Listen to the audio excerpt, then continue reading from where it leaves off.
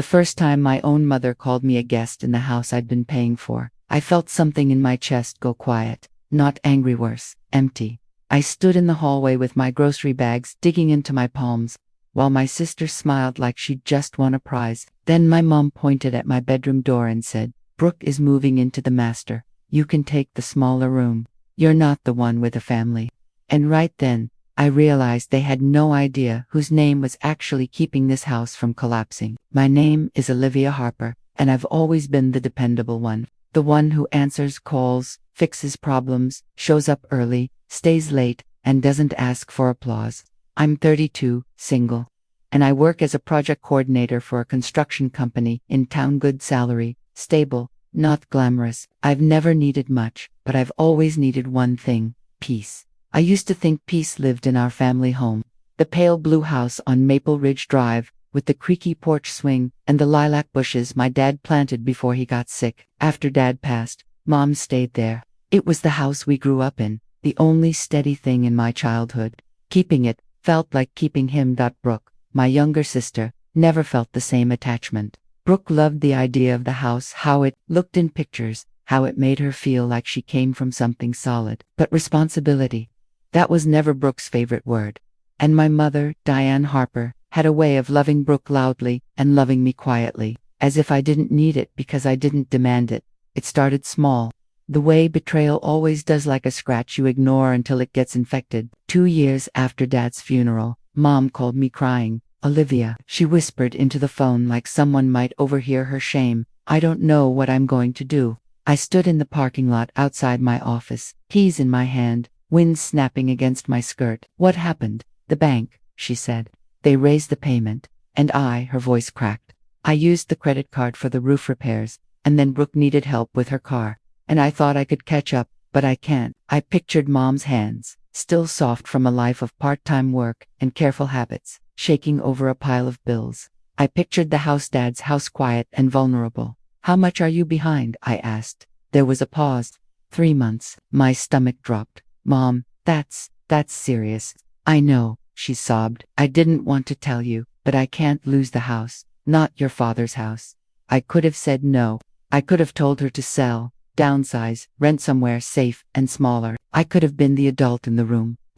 Instead, I said, "Okay, I'll help." I drove straight to the bank that day. I sat with a loan officer named Mr. Klein, who spoke in numbers and consequences. He explained that without a stable secondary income, the bank wouldn't restructure the mortgage. My mom's income wasn't enough. He slid paperwork toward me. "If you co-sign," he said, "we can refinance, lower payment, new terms." My mom reached for my hand like a frightened child. "Please," she mouthed. I co-signed. Not because I wanted power, not because I wanted the house, but because I couldn't stand the thought of losing the last place where Dad's laugh had ever lived. After that, I did what I always did. I made it work. Every month, I transferred money to Mom's account. At first, it was just a little to help. Then it became most of the payment. Then, all of it. When I tried to talk to Mom about budgeting, she'd wave me off. "I'm trying," she'd say. "It's just hard." Meanwhile, Brooke would stop by with her big sunglasses and bigger complaints. "Mom's so stressed," she'd sigh, lounging on the couch. "You know, if you really cared, you'd move back in and help more." I remember staring at her one afternoon, stunned. "I pay the mortgage." "Brooke," she laughed like I'd told a joke. "No, you help Mom with the mortgage. There's a difference." That was Brooke's special talent, turning my sacrifices into something casual, something optional, something she could dismiss. Last spring, Brooke's marriage imploded in a dramatic mess of social media posts and late-night phone calls. Her husband, Jason, moved out. Brooke moved back in with Mom temporarily. She said, "I just need a few months," she told Mom, crying loud enough for the neighbors to hear, "until I get back on my feet." Mom opened the door like Brooke was a returning hero. She didn't even call me first. I found out when I came over with groceries on a Sunday, planning to cook dinner like I often did. Brooke's SUV was in the driveway, her kids' scooters on the porch, her laundry baskets stacked by the front door like she'd claimed territory. Brooke met me in the kitchen. "Oh good," she said, flipping her hair. "You brought food. The kids are picky, so hope it's not weird stuff." I swallowed my irritation. "How long are you staying?" Brooke shrugged. As long as I need. Mom walked in behind her, looking relieved. It's so nice having her here, she said softly. The house feels full again. I wanted to say, it feels full because I'm paying for it to exist, but I didn't, because that's what being the dependable one does. You swallow the truth for the comfort of others. At first I tried to be helpful. I offered to watch the kids sometimes. I brought extra groceries. I replaced the broken bathroom fan. I even bought Brooke new bedding when I noticed the kids sleeping under thin blankets. Brooke didn't thank me. She just started expecting it. Then, one evening, I came over after work and found my mom and Brooke in the hallway. Measuring tape stretched across the master bedroom doorway. Brooke looked up with bright eyes. Mom says I can have the master, she announced, like it was a gift. I blinked. The master is Mom's. Mom lifted her chin. Brooke needs more space, she said. She has children, and you only use your room when you visit. My throat tightened. I have a room here because you asked me to keep one. You said it would always be my home. It is your home, Brooke said quickly, but her smile was sharp. Just not the best room. Then my mother said the words that changed something in me forever. Olivia, you're a guest now, she said, calm, as if she was stating a fact about whether Brooke is living here. I stared at her.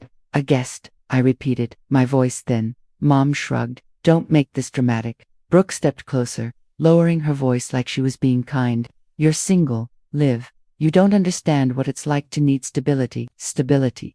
The word hit me so hard I almost laughed. I could taste metal in my mouth, like I'd bitten my tongue. I set the grocery bags down slowly. Who's paying the mortgage right now? I asked. Mom. Single quotes. Eyes flicked away. Brooke rolled hers. Here we go, Brooke muttered. Mom sighed.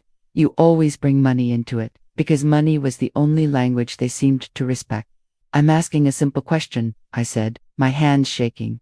Brooke crossed her arms. Mom pays her bills. That was a lie so bold it almost impressed me. I looked at Mom. Do you want me to stop transferring money? Mom's face changed, just for a second. Fear flashing behind her eyes.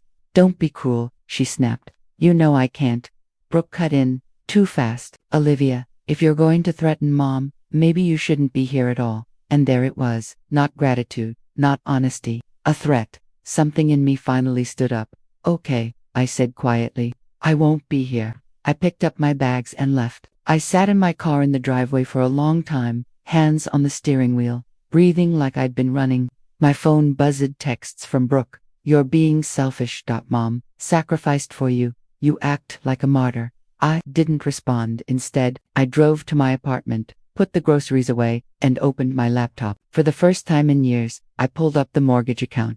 My name was there, clear as day, tied to the loan like a chain. I scrolled through the payment history. Every single month, my transfers, my bank statements, my proof. And then I thought about what Brooke had said, maybe you shouldn't be here at all, and something cold and focused formed in my mind. If they wanted to treat me like a guest, I would stop acting like a caretaker. The next morning, I took a personal day. I went to the bank and asked to speak to Mr. Klein again. He recognized me right away. Ms. Harper, he said, friendly. How can I help? I sat down and folded my hands. I need to understand my options, I told him. If I'm a co-signer, what rights do I have? And what happens if the primary borrower can't pay? He grew serious. Co-signer means you're equally responsible, he said. If payments stop, your credit suffers too. Foreclosure is possible. But you can also refinance again, buy out the loan, or force a sale in certain circumstances. Force a sale, I repeated softly. He nodded. If you're on the loan, you may have legal leverage, especially if you can prove you've been making the payments. I walked out of the bank with a folder full of information and a strange new feeling in my chest. Control. Not over them, over myself.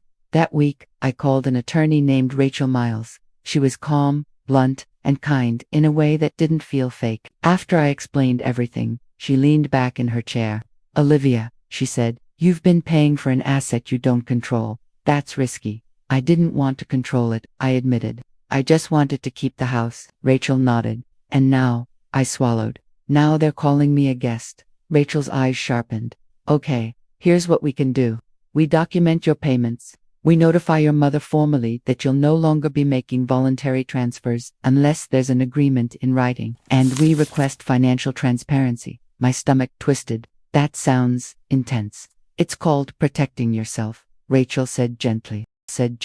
Your family is already being intense. You're just finally responding.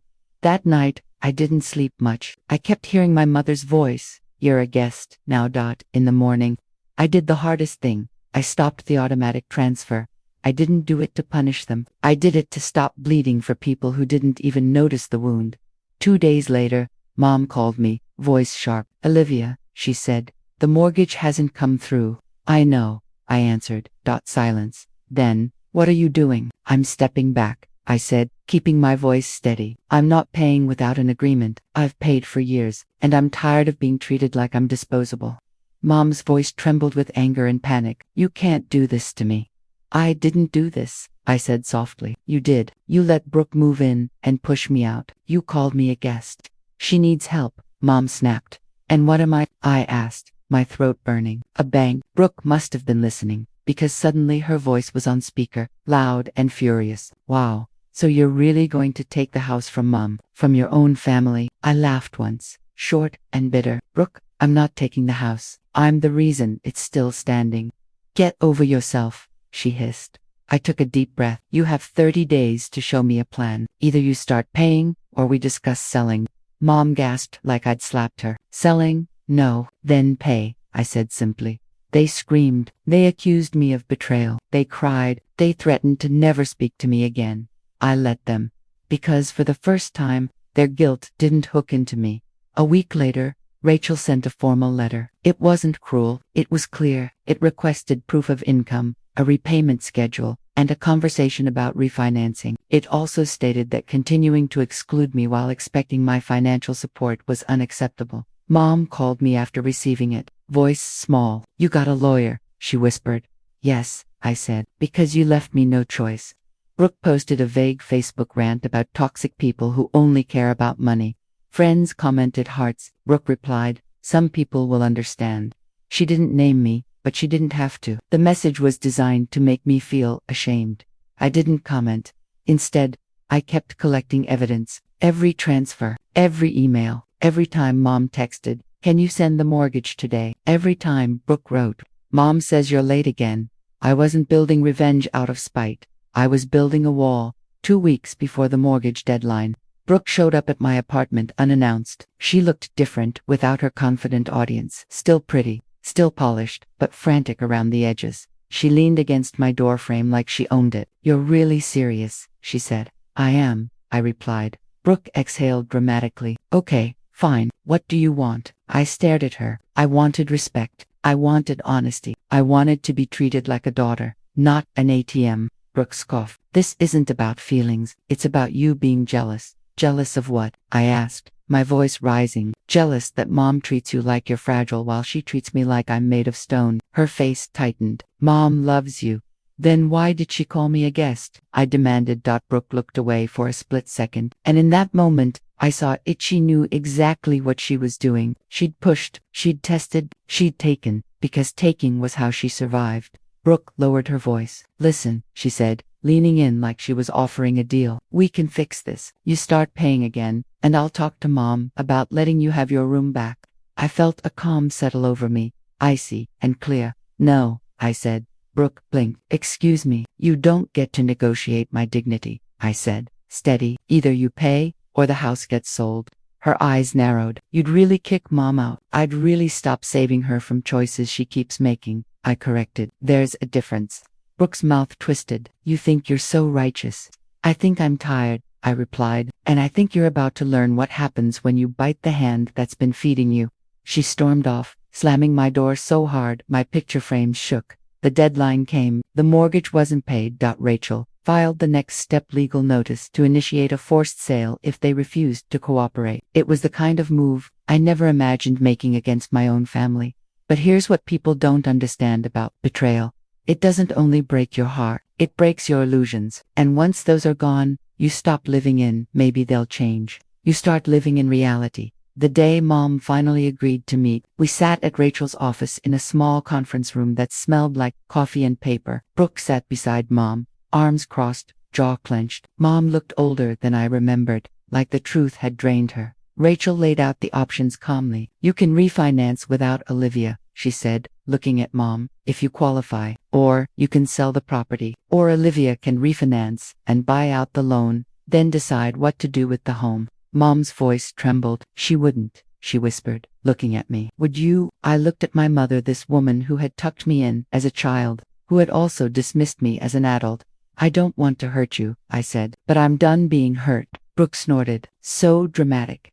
Rachel turned to Brooke with a calm smile that somehow felt sharper than anger. Brooke, you are not on the mortgage, she said. Your opinion carries the least weight here. Brooke's face went red. Excuse me. Rachel didn't flinch. Facts aren't insults. For the first time in my life, someone said out loud what I'd been living. Brooke opened her mouth, but Mom touched her arm. Enough, Mom whispered. That word enough hit Brooke like a slap. She went quiet, stunned. Mom looked at me then, eyes wet. I didn't realize, she said. I didn't realize how much you were doing. I wanted to scream. How could you not? Instead, I asked, did you not realize, or did you not want to know? Her chin quivered. I was scared, she admitted, and Brooke was right there. And you've always been so strong.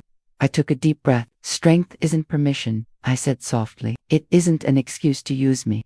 In the end, Mom couldn't refinance a loan. Brooke's income was unstable, and her credit unsurprisingly was a mess. The bank wouldn't touch it, so the house went on the market. Brooke cried like it was my fault, like I was the villain. She told anyone who'd listened that I was heartless. She stopped speaking to me entirely, except for one text that read, I hope you're happy, but my mother changed in ways I didn't expect. The day the for sale sign went up, Mom stood on the porch with her arms wrapped around herself, staring at it like it was a grave marker. I walked up beside her. The air smelled like cold leaves and distant chimney smoke. I'm sorry, she whispered. I stared at the sign. So am I. Will you ever forgive me? She asked. I swallowed. I don't know, I admitted, but I'm willing to try. If you stop choosing Brooke's comfort over my humanity. Mom nodded slowly, tears sliding down her cheeks. I didn't mean to, she said. I know, I replied, but you did. The house sold faster than I expected. A young couple with a baby on the way fell in love with the lilac bushes and the porch swing. When the closing papers were signed, Rachel ensured that I was reimbursed for a portion of the payments I'd made over the years, documented, proven, undeniable. It wasn't every dollar. It wasn't perfect justice, but it was enough. Mom moved into a small apartment across town, clean, safe, manageable. She started working part-time at a library, something she'd always wanted but never allowed herself to do. Brooke bounced between friends and boyfriends, angry at everyone but herself. She never apologized, and me, I felt grief. Yes, I cried in my car once, alone, when I drove past Maple Ridge Drive and saw new curtains in the windows. I missed my father. I missed the illusion of family. But I also felt something I hadn't felt in years. Relief. I stopped being the family's silent foundation. I stopped being the one who held everything up while everyone else leaned. And here's the twist no one saw coming, not even me. When I stopped saving them, I started saving myself. If you're listening to this and you've ever been the strong one, the reliable one, the one who always fixes everything, hear me. You don't have to earn love by suffering quietly. Boundaries aren't betrayal. Sometimes the most powerful revenge isn't hurting someone back, it's refusing to keep hurting yourself. If this story made you feel something, anger, sadness, relief, recognition, take a second to hit like, subscribe, and share your thoughts in the comments. And if you've ever had to choose between family and your own peace, I want to know, what did you choose, and what did it cost you? What did you choose, and what did it cost you?